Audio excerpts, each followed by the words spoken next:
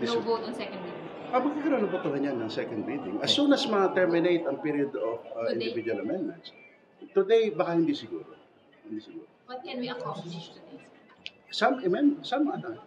Hopefully we'll go past line 2. Sir, sabi ng Pangulo, botohan dapat this week, di ba? So have you informed him na malabo? Alam mo, siyempre, yun ang gusto ng Presidente. But siguro naman nakita naman nila kung gaano kahirap to. Kasi until that point na we really proceeded with individual amendments, yung concept natin, yung sinasabi ko na mahirap to, matagal to, parliamentary skirmishes, all are theoretical eh. So wala tayong, di ba, theoretical. No, nakita na, and I'm sure that the President will understand